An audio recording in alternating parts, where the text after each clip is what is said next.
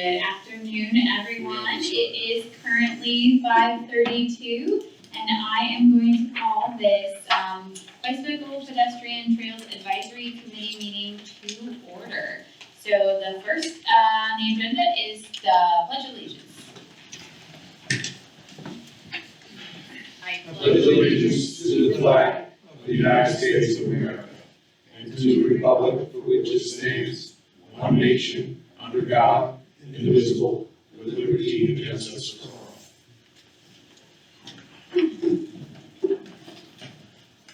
All right, next on the agenda is public comments. Do we have any public comments? Awesome. So hearing none, I will continue right on to reports. The first report is the Executive Director's Report with Georgiana Gillette. Please take it away. Thank you, Madam Chair. Thank you very much. It's good to see everyone. First thing, I just would like to introduce one of our new staff members, our transportation planner, and that's Patty Rendon. Yeah. Oh, that's right. I struggle with that last name. I'll get it here soon. and so we're so excited to have her. She's hit the ground running, and she's going to do amazing things for us at the TPO. Just a couple updates. You may have seen a couple press releases, some information in the news, but the Ellis Road widening project is now fully funded. And you know that has been the TPO's #1 priority for many, many years. And when it comes to widening roads or capacity projects, it can take 20 plus years to kind of work its way from the interchange justification report to a PD&E study and all of that. So we're very, very excited about that. The DOT had to come up with the remaining funding via a state infrastructure bank loan, and for about $20 million, and it's being paid back over a 4-year period, a combination of the DOT's district funds and the TPO's dedicated federal funds. So the point is that it's done and it is fully funded, and they will be advertising for an early clearing and grubbing that cannot begin before July of this year. So you may actually see some construction out there, but it is kind of the early clearing and grubbing. It's getting it ready so that it can move into the full construction in fiscal year 26. So we're close, so we're very excited about that. The other project I wanted to mention to you, you may have seen in the news, the Space Coast TPO did receive a railroad crossing elimination grant.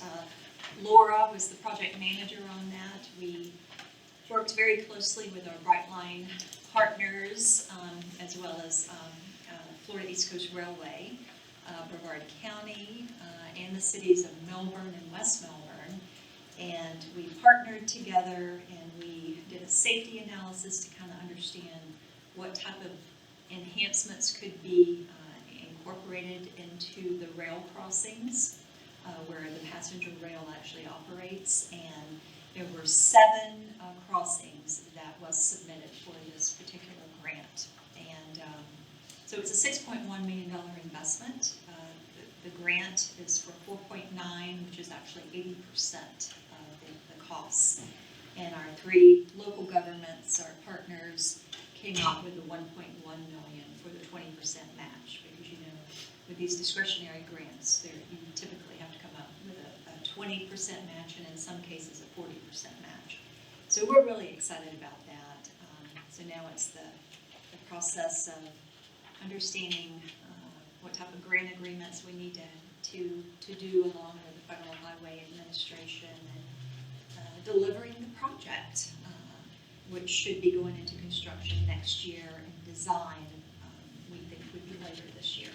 And Brightline will be supporting the design and the construction of that project. So that's really good news as well.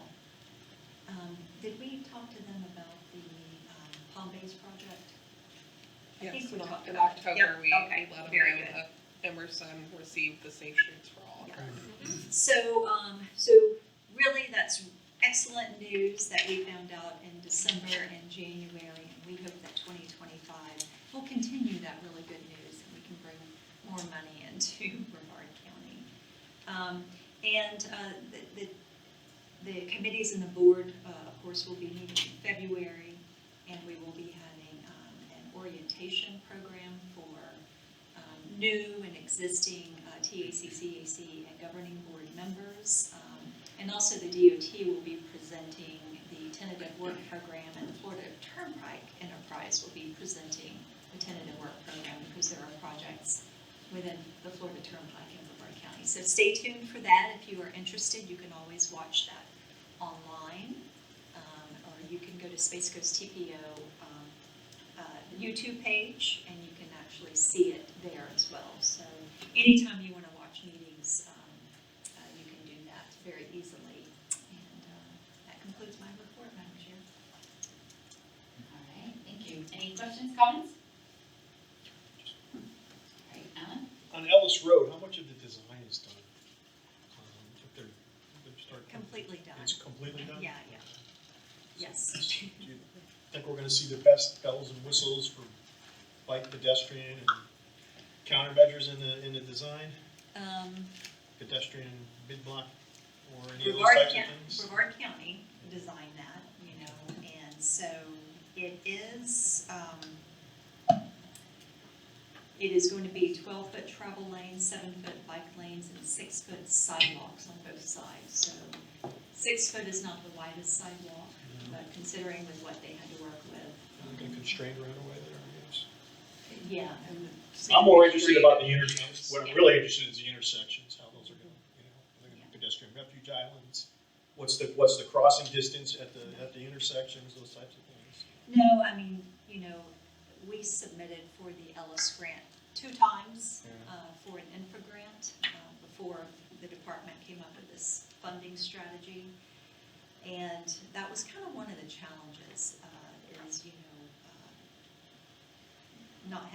there's not any transit stops along that corridor. There are. It had to do with the connections. We were struggling with trying to beef up the application. So there will be improvements to the transit stops. Yes, yeah. Where there'll be ADA pads. But, yeah. Drew? Just a real quick question on the railroad crossings. I'm curious, is it a colloquial approach for Brevard? Meaning, are we doing our own thing, or is this I guess the design for these will all be similar patterns? I was curious because I know people tried this a lot before, and each of the intersections is a little bit different, the ones that were selected. So I didn't know just generally what the approach would be. Well, we conducted a safety analysis with Brightline and FECR, and so basically just kind of looking at each one of the intersections. The areas that did not have quad gates was the problem. Okay. We wanted to make it enhance the crossings and go above and beyond what was required by the Federal Railroad Administration. Okay. And so basically the improvements will incorporate 15 exit gates and 2 medians at 7 railroad crossings where the high-speed passenger rail runs. And so what that will do is stop motorists from illegally going around the gates. Trying to beat the system. And try to beat the system, whether they're distracted or they're just impatient or whatever. And so that was basically the approach. And of course, you're right, every rail crossing is different. And each one of the local governments had to support their crossing and what they felt was best for them, because they had to come up with a match. So they buy into their lot, their particular. Correct. Okay. Correct. Okay, thank you. Okay, continuing on with the agenda, we next up have Sarah Crom, who will be giving us the trails report. All right. So thank you guys for hanging in with us while we, had a lot of staff changes and overturns, and then we kind of hit pause through the election season because it's just not a great time to have public workshops. It's very easily for it to become politicized. So we have finally been able to secure a location and dates for 2 public workshops. One is for the a total of 4 workshops, 2 different projects. One is the Southern Brevard Trails Master Plan, so February 25th, we will be at Brevard Town Hall. Registration, we are asking you to register, but there is no fee, and it is open. Our press release went out today, as well as also this flyer went out to the working group last week. And then on March 4th, we have our virtual lunch and learn, so if you're unable to attend the public workshop, you can have lunch with us and learn about the project and have opportunities for input. And then we have our North Marion Island Pioneer Trail feasibility study. We do not have a flyer ready for that yet. I do have our most up-to-date newsletter for you. And on March 26th will be our in-person at the Marion Island Moose Lodge in Marion Island. And April 1st will be our lunch and learn. So once again, a lunchtime hour. So if you're unable to go in person, please join us virtually. The other project that I wanted to update you on is that FDOT and the City of Titusville have kicked off the concept development and feasibility of a project along the US 1 as part of the East Coast Greenway. This is fully funded with Sun Trails funding, and if you want to learn more about that project, you can go to CFL Roads. But right now they're very early on and really doing a feasibility analysis of which side of US 1 should the trail be pursued on. Because obviously you have, on one side you have the Indian River, and then on the other side you have crossing all of those openings into parking lots, and really the access management is quite difficult where it wouldn't necessarily be as safe. So trying to balance environmental issues with safety issues. So yeah, more to come with that. They just kicked that off like two months ago. So that concludes my report.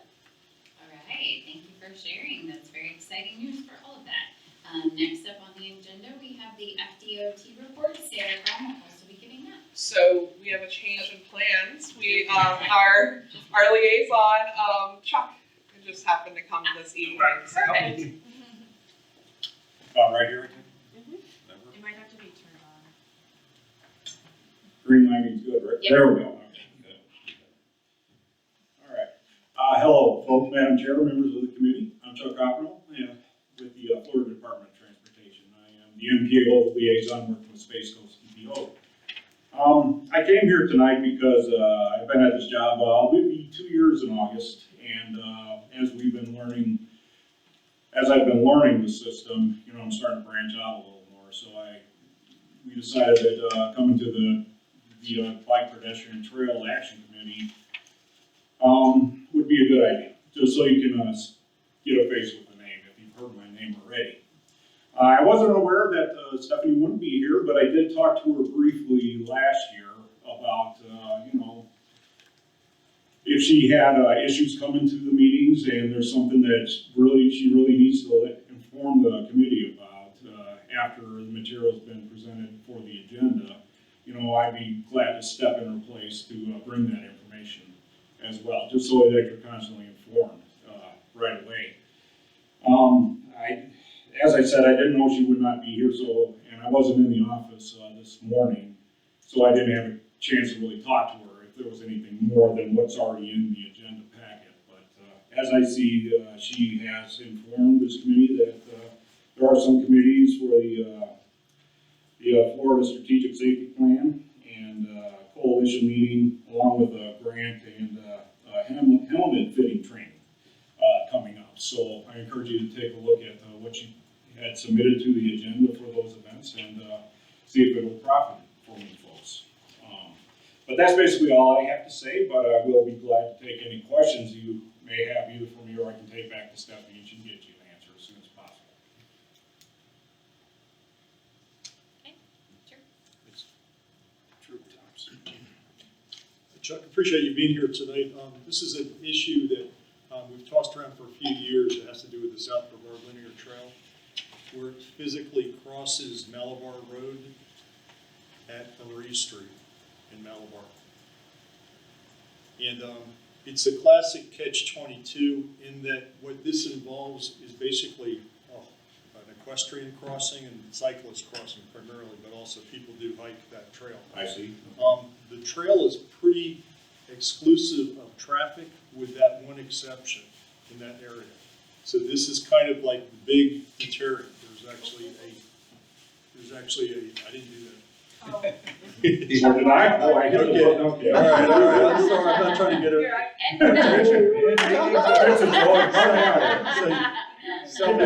You hit the self-destruct button. And I guess so. Doesn't even give you a count. I understand. So I was like, Chuck, all right, what this amounts to is there's not been enough activity at the crossing because the equestrian folks are a little apprehensive to cross. And yet, if they had a safer crossing, this could light up to be a major scenario. So, Town of Malabar is investing in, has an existing at 1400 Marie Street, has an existing trailhead at the Sand Hill Trailhead, slightly north, basically a block north of this area we're talking about. And then roughly about a half-mile south is what's going to be known as the Eagle's Nest Trailhead, which then is going to open onto the Georgia Scrub area, which is 700-something acres of Eel's property. So again, 2 horse locations for trailheads and parking, and yet this one problem area in between, because it's a major thoroughfare east-west from 95 to Route 1, and the next one is Palm Bay to the north. So there's a lot of traffic certain times a day, and if you're wanting to be horseback or even cyclist, you run into a significant amount of danger attempting to cross there, because it's just prior to a major slowdown, but it's, I think, 45 miles an hour at that location.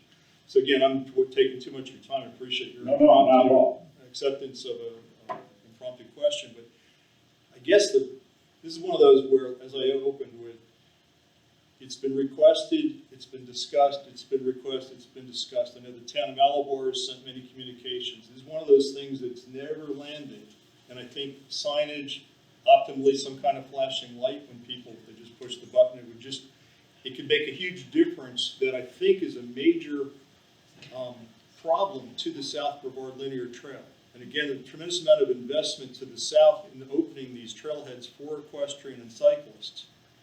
And yet there's nothing we can do. We can't build a bridge across this road. But if we could get DOT help with the respect of better signage, better safety signage, I think it would be a big boon to the South Brevard Linear Trail. And I'm not on that direct committee outside of my BPTAC. Okay. But at the same point, there's plenty of documentation out there.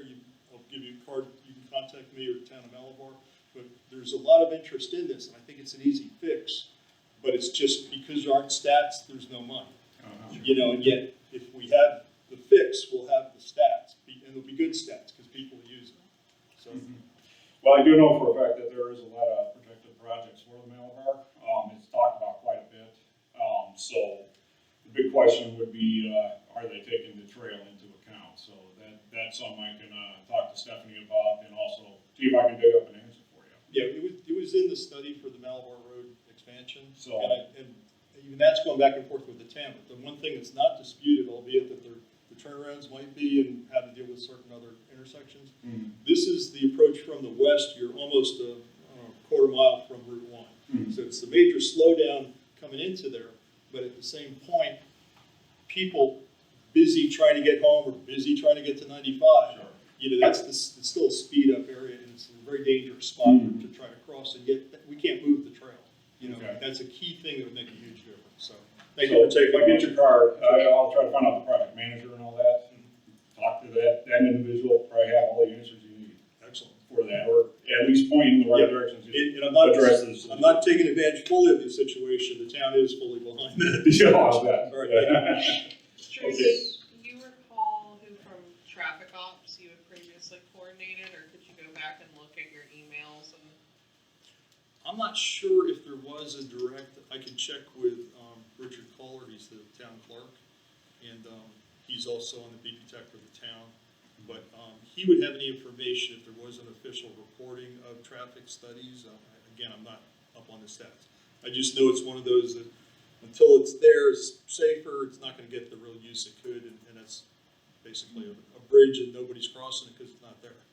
Kind of thing. You're talking about specifically primarily for the equestrians. It was- Cyclists are less apprehensive and more, Right. but horses don't turn around, they don't back up real well. And there is no island to go to as a refuge in the middle. You know, this has been talked about previously, as you know. Yes. And my recollection was that the department did deny it more from a safety perspective. Now, I don't know if it had to do with, my apologies. I don't know if it had to do with the fact that there wasn't enough data, but my recollection, it had to do with some concern about the speed of the vehicles, and then you're gonna have horses crossing, which was a big concern for the department. But that was a long time ago, and so it's certainly worth having them reinvestigate. And crossing lighting systems have changed with LED and batteries, and we're in new technology. I think it's certainly worthy of reapproach if that was in fact, Sure. and I'm not saying it wasn't, I just hadn't heard that one. So. Yeah. There Okay. was potentially even maybe a flashing light or a pedestrian, equestrians crossing or what have you, but it was denied at one point by the department. But it may need to be looked at again. Of course, the widening project is on the shelf. So it being incorporated into the widening would be many years before Right. that happens. Right. So if it's gonna be a standalone project, then maybe the department can look at it again. Absolutely. Drew, can I ask a question? Drew, Yeah.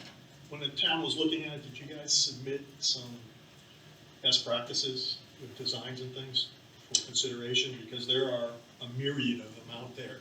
This is, this may be new for us here, but it's done many other places, so, with different designs and different. I don't know what was submitted, but I do know it was discussed that on either the north and south sides, on the western side of Marie, which is where the trail really would transact, that the idea of some kind of holding zone made sense there. There are trees, there's private properties, there's like anywhere else, there's a lot going on. But the idea of width, as Jorgen mentioned, without the widening project being active within their time period, that's a moot point. Yeah, there is not going to be any widening. There's no island coming soon. So I think whatever island or holding zone would be a visibility issue, but mostly a flashing light.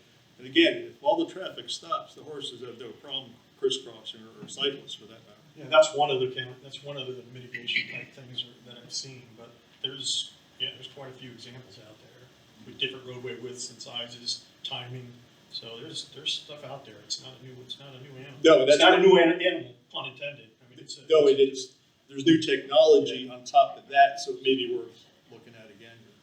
Absolutely. Thank you. Okay, so I see Craig, and he's gonna be our last comment, and then this is good discussion, but we wanna make sure we're moving through the agenda, and if we can talk offline, that would be excellent, but. Okay, just as an aside and kind of an observation, living down there, if that was the reason, and I know, Drew, you're leaning towards the equestrians, but it is equestrian bikes and hikers. I use those trails all the time, so it's not just equestrians.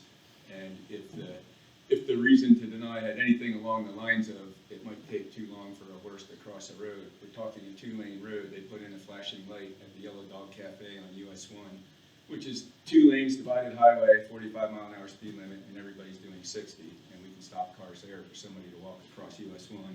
I think we can stop cars on Mountain Bar Road to allow a hiker or a biker or an equestrian to go across the road safely. I think this is definitely like something that needs to be followed up with FDT traffic ops. Experts. To get the experts involved, and all of these different crossings have to meet certain thresholds and such, and so to ensure that they're safe. But from the sounds of it, it's probably been potentially since Like the 10 PD&E. So I think it's a good a lot of things have changed. 10 years ago, they wouldn't have put that in a Yellow Dog. So I think it's a great conversation that Chuck, we could get together and figure out the follow up. Absolutely. So, Thank you very much. Thank you for bringing it up, Joe. Thank you. Okay. Thank you, folks. Okay, thank you. Next on the agenda is consent. I'm looking for a motion to approve the Bicycle Pedestrian Trails Advisory Committee meeting minutes from October 28th, 2024. approve the minutes. Okay, Carl, do I have I'll a second second? it. All right, Devin. All those in favor? Aye. Any opposed? No. Okay, continuing on. Next up, we have annual election of officers. Zoe McNeely, please stand.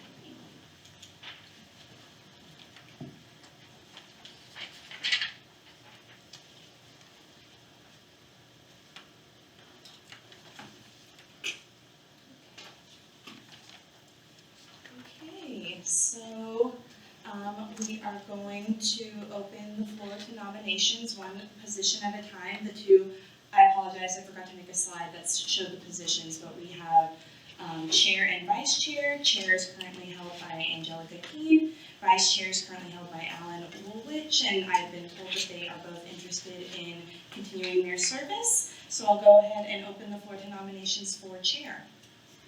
Any nominations? I'll make a motion to nominate Angelica for chair. Okay, and Angelica would like to continue, so any other nominations before I close? I'd like to nominate Alan Woolwich, sorry about that, Alan, for vice chair.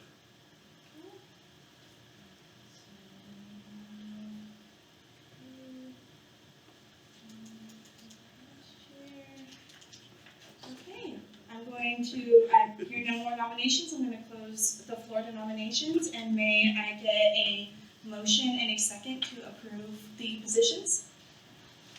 I'll make a motion. Okay, Craig make a motion, may I get a second? Carl with a second. Okay, I don't know if I do this part, the chair. All in favor, signify by saying aye. Aye. Okay, all opposed? All right, so we have Angelica and Alan as our 2025 chair and vice chair. Great. Keep it up. Okay. Trying to keep running that tight ship. Okay, next up on the agenda, we have the Bicycle and Pedestrian Master Plan Annual Report with Patty Rendon.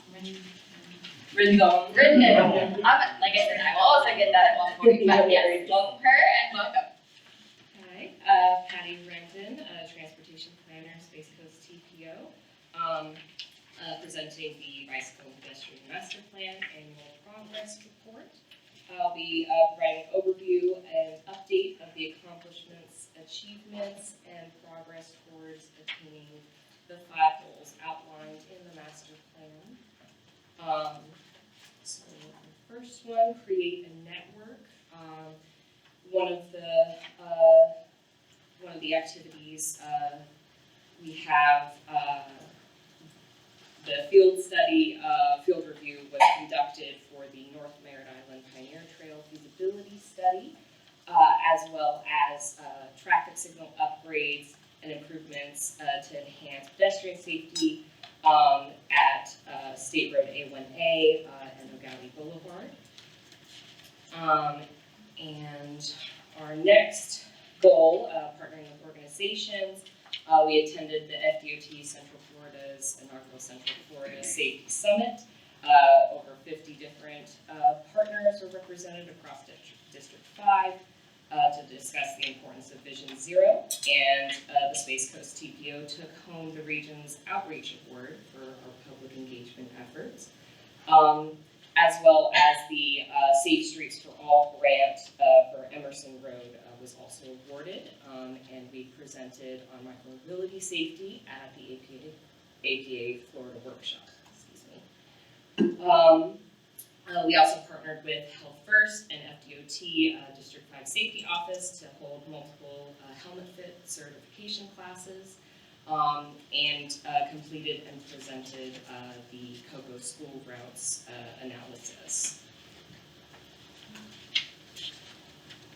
And for generating awareness, we began updating the State of the System dashboard to include the bicycle and pedestrian master plan network, and continued our collaboration program with municipalities and our coordination meetings with Housing and Human Services with Brevard County and Space Coast Area Transit.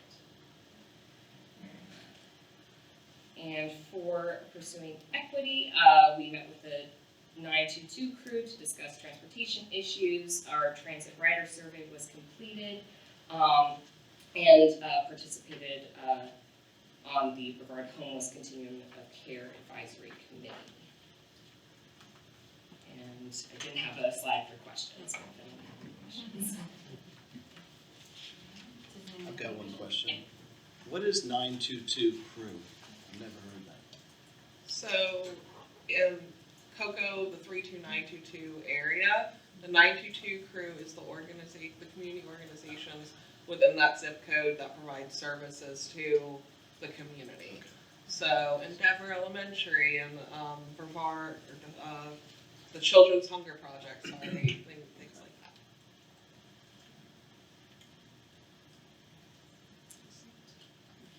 Any other questions? Okay, continuing on, we have the state of the system dashboard. Sarah Crum.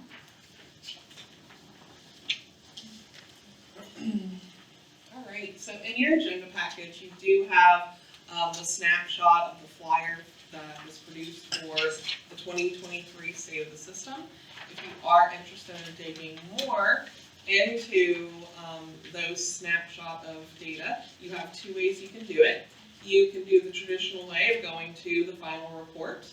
You could also just call Laura, so there's 3 ways. So you could dig into the final report, or now you can go to our SOS dashboard. So I wanted to show you how to get to the SOS dashboard, but then also show you some of the things that you can do with the SOS dashboard, the type of data and comparisons you can make. So you go to our website, Space Coast TPO or SCTPO. What we do, over here under Transportation Data, you can click on State of the System. There's also a whole bunch of other data things out there if you have not explored our website too much. And then the very first thing on this website is the 2023 State of the System Interactive Dashboard. You're going to click either that or this. It's going to ask you, do you want to leave? Yes, we want to leave. Because it is built on a different format than our webpage. So it has so this is the State of the System dashboard. And essentially the main purpose of this dashboard is to communicate the roadway characteristics, volume and congestion, and safety. However, of our corridors, which is what our State of the System report includes. However, this year we did expand it to include the bicycle and pedestrian master plan networks, which I'll get to last. So, just kind of to get you familiarized with the way the dashboard works, you have the 4 major tabs right up here. You also can just instantly go to the SOS report, you can download the data, you can also go to our traffic count website. And basically to navigate, you can click on a corridor and you'll see it pops up, State Road 528, it tells me where it is, it tells me what its functional class is, context class, level of service, capacity, all kind of the roadway characteristics. Now, you can also go, I want to see all of my roads in Grant Park area. And so you can click it and zoom in, and you do have to press Control and hold Shift. You have to press Shift in order to drag, which is a little bit confusing. So anyway, so you can then see all of the function classified roadways or the SOS network roadways within your community. Click on it, get information, see that it's level service D. Or if you know exactly what roadway you're wanting, so let's say we want Clear Lake Road, the state road portion. We then have to zoom back out. Zoom back in. And I can click on, the various different sections of it, and it tells me all of my roadway characteristics. So that is your roadway characteristics section. You can also go to volume and congestion.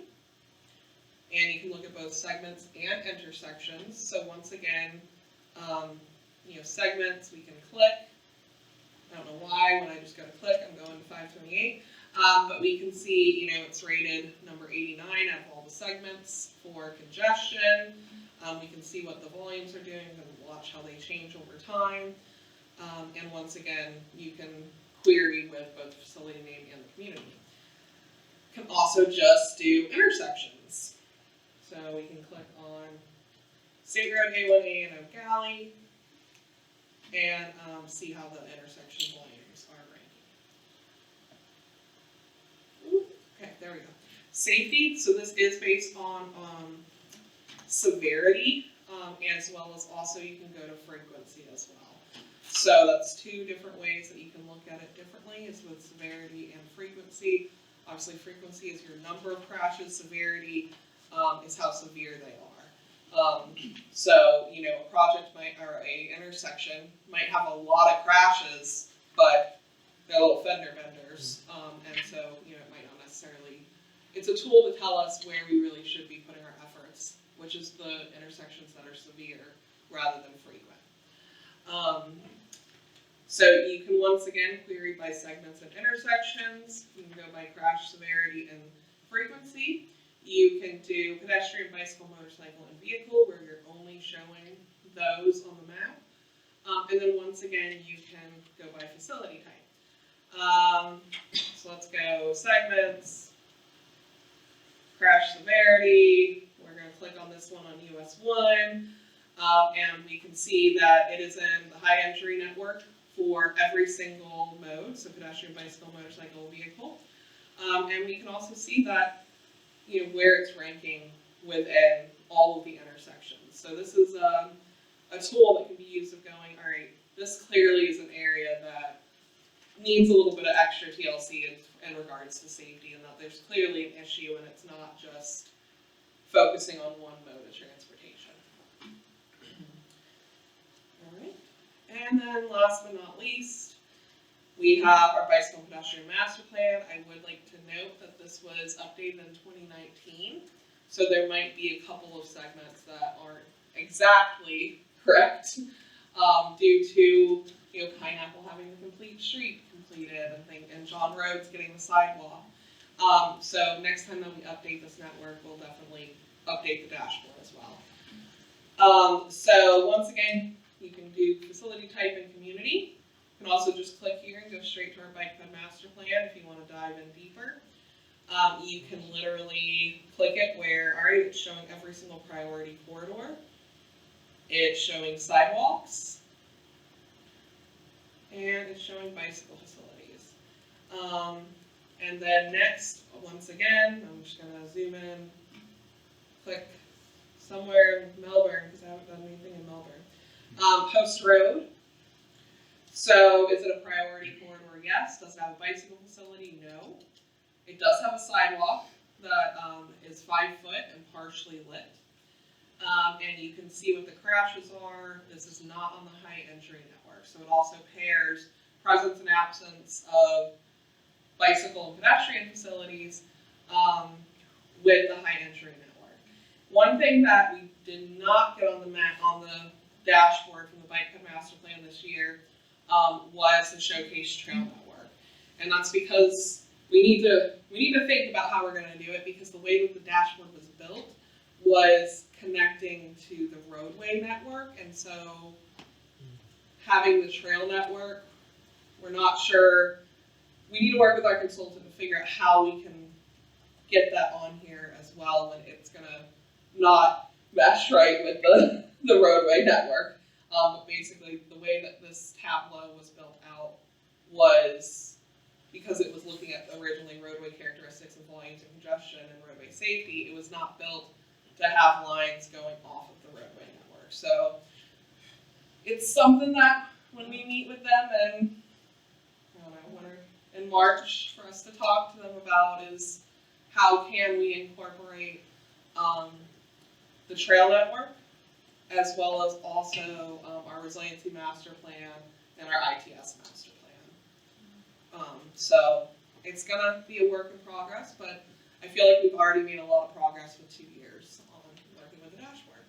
So just another tool out there to help you, and to help you see what's going on with our network, but then also for us to communicate and for you to communicate if you were seeing any issues and have some data available. So with that, I'll take any questions. Okay, Drew? Thank you. Sarah, with you mentioned the severity. Is that explained what the metric is to determine the levels of severity, how they are judged? And I ask that from a perspective, I see it as a huge tool. This is a major jump forward here in the past data guide, but the idea of knowing where the severity is, obviously you're going to rate things point-wise. In healthcare, you do it by acuity, by basic systems of the patient and such. But with this, we're talking about, you know, the pedestrian versus the cyclist versus, I was curious if they had different explanations of what would equate to high, medium, low, or really high, or really low, or, I you know. would assume that would be, you would have developed those through the high injury network, but it's really looking at fatals and. So it's real simple. It's yes, like, I believe so. I was not involved with the development of the high You injury need to network. go to the appendix of the sauce, and it explains how that's calculated. So there's a certain numerical value for fatality right. compared to a serious injury. So ambulance is 50%, dead is, I mean, I'm not being facetious. Yeah, But yeah, no, really essentially, extreme, and you walk away and you're just mad at the person who almost ran you over or something, then that's a. So like you could have a corridor that only has, 4 crashes, but they're all fatalities. That's why it's number 1. Got it, so that would be the You could have another highest. flight with 50, but they're minor, like Sarah mentioned, fender benders, and their scores are really low. So it's not on the injury network. So it's the weighted severity over the denominator of the number of events then, okay, Yes. thank you. Great. Thank you, It's good. Laura. Any other questions? Very nice tool, Pam. It's a nice job, yes, thank you. I noticed there's a top vehicle, high injury insert. And I also noticed that just south of Sarno Road is one of the, US 1 is one of the major crash sites. That whole area needs a lot of attention in terms of street lighting. I find that it has a lot of lights out, including over the Melbourne Causeway. So we'll be in touch, probably through Todd, to find out the names of the people who are responsible for getting those lights on. Yeah, just contact me, I can put you in touch with the appropriate folks. Well, and also something that I'm hoping in April I can announce to you all is that we have submitted a Road to Zero grant for a lighting and speed management study. So it was something identified in our Vision Zero action plan to go in and look for areas that lighting would help improve transportation safety and lowering speeds, and how would we lower those speeds in those areas would help improve and help us get further along on our road to zero. So fingers crossed that we get the grant money. Excellent tool, and especially with the groups I work with in neighborhood planning, in the unincorporated areas of the strategy areas, we can really dig down, especially on their major corridors where they abut to or they feed into. So some of these things that we've known, but now we have some more data. And this actually gives us easy data points to look at maybe when we're looking with best foot forward, and maybe even help them fund some of those studies at some of the intersections that are coming up high or intermediate, but are still an issue for folks. But I notice a lot of these things just at this map, a lot of these are in the state system. Correct, yes. So, how are our state partner, when we've identified these deficiencies and we know it's there, how is our state partner dealing with this, much like we have to in our municipal streets too? So. Georgiana, would you like to speak to the FDOT's safety action plan and safety committee? Well, yes, the department has the the state strategic plan, which, by the way, the Brevard County will be hosting the third meeting of the district's plan. It's going to be at Cape Canaveral, so we're really excited about that. But, you know, as far as that plan is concerned, they are also looking beyond infrastructure. That's really kind of one of the areas that they really want to really, education is going to be very much the key. But as from an infrastructure standpoint, you know, we work with the department for traffic ops to do any sort of targeted studies on that. And there's also the HSIP funding is the, what does that stand for? It just left me.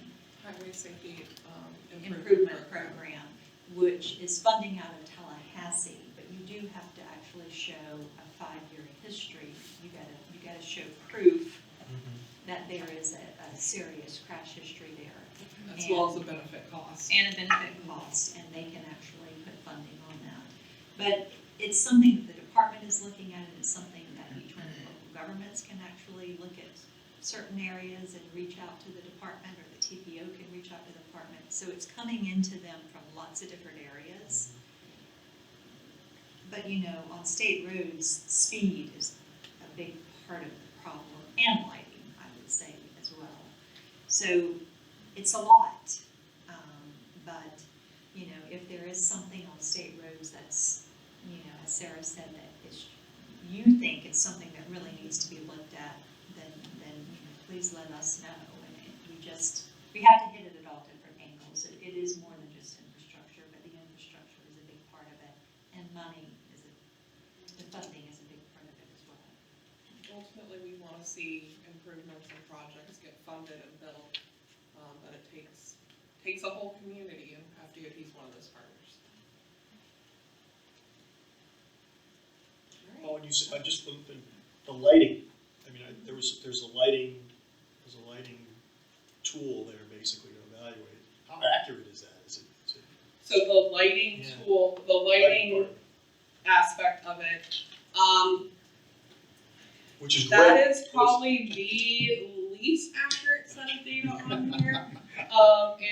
That's because it was done via Google review rather than boots on the ground. That's what our budget allowed.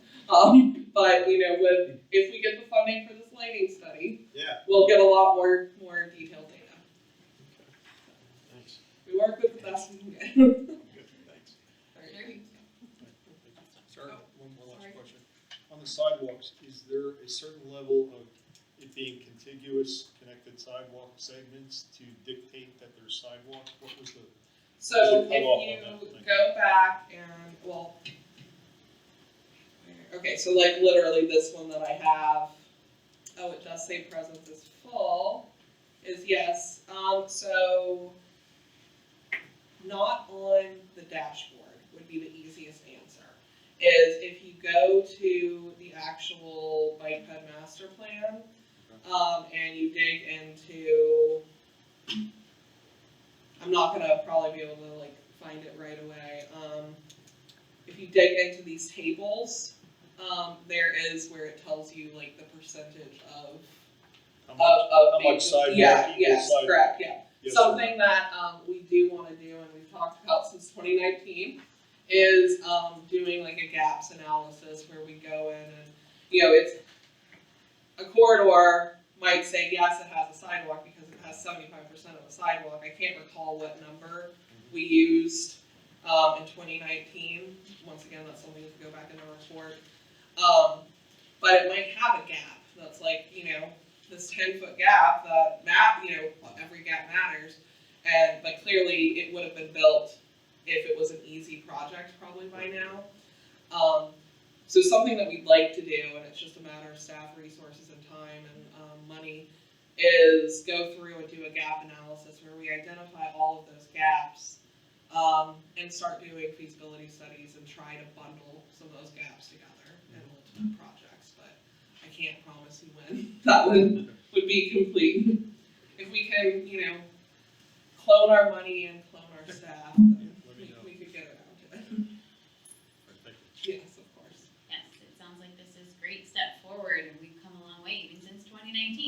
something to be very excited about, and definitely thank the Space Coast TPO for putting together and sharing with us, and it's been a fabulous resource. So, last on our list is any open comments, questions, thoughts before I adjourn the meeting. At the last meeting, when the Best Foot Forward was here, I remember, and I forget the count, but they were looking for some new intersections to study. I think they wanted, was it 4 or maybe 10 or something? I can't recall however many they settled on. They just presented at our Vision Zero leadership team. We could share that Okay. Do you know, do they have all their new? Yeah. I was gonna say, Drew, that was an opportunity to get your intersection on their radar, to see if we can get them to look at it.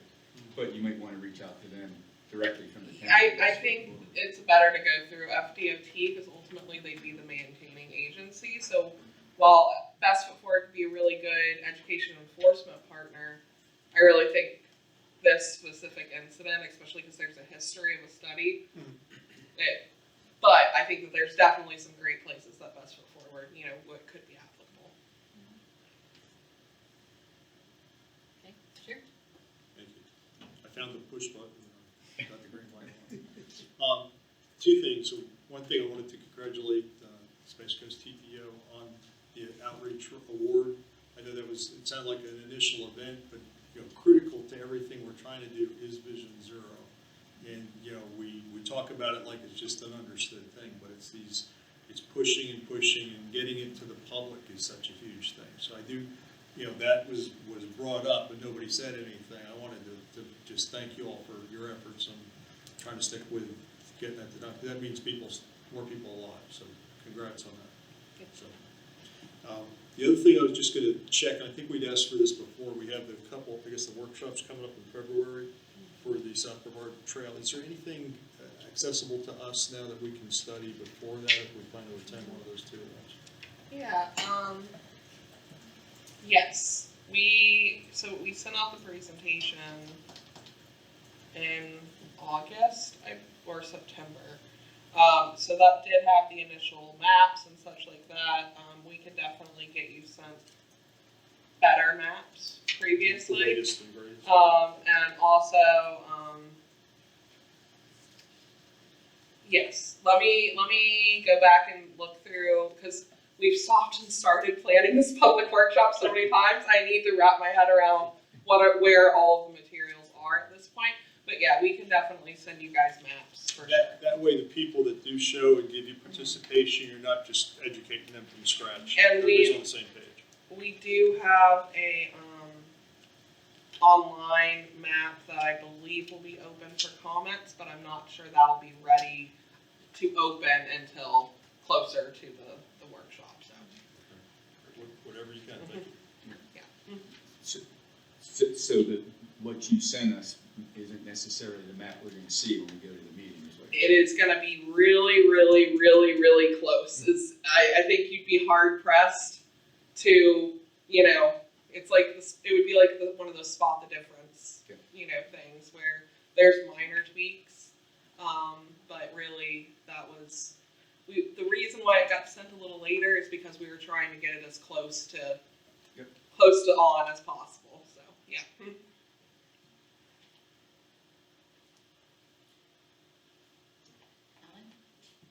Yeah, just a couple of thoughts. One thought was, I don't know if we've talked about this in the past, but we've always known that there's a shortage of funding, especially for local projects.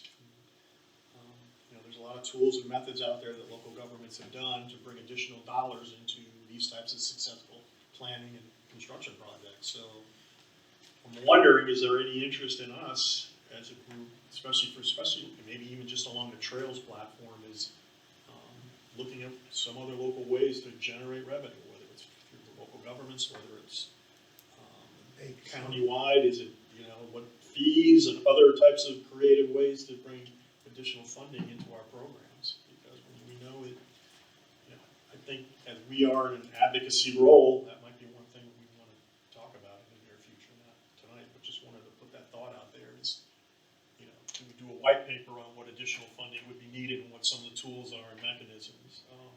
you know, our trails program has been pretty successful, and it gets a lot of bipartisan and, you know, uniform support on many levels, where we don't see that, quite frankly, at times. So, that's just something that I'm gonna plant that seed, maybe think about that in the near future. If I can just respond to that, just an idea. We bounced the concept of attempting to get various vendors to participate with certain projects in town of Malabar where the trails are greenways. And one thing that I didn't realize is some of the township municipal structures from a legal perspective of how they are contracted, they cannot write off things as a donation to the town because more recent events have caused certain municipalities to reorganize their corporate identity. So they no longer have the 403 little write-offs, the various things there. But one thing we did discuss is the possibility of some external organizations and bicycle, cyclist communities, could be various conservation groups, those type things. They may have the legal structure to where if a contribution comes into the town through their sponsored participation, meaning you borrow their loophole, basically, their tax loophole, there's motivation for the vendor to contribute, and yet the end result is the same thing. So maybe a third-party relabeling might help land some of your thought there, just in certain cases. I thought I'd mention it. Before we adjourn, I would just like to remind you to share. You should have all received the press release on the Southern Brevard Trails Master Plan. If you did not see it, check your spam folder. And please share it out. And I believe you can also download the flyer from that same email. And so if you wanted to download the flyer, print it out, stick it in Malabar Town Hall, Grandpa Carrier Town Hall, what have you, please do so. Okay, hearing no other thoughts, comments, it is currently 6:30.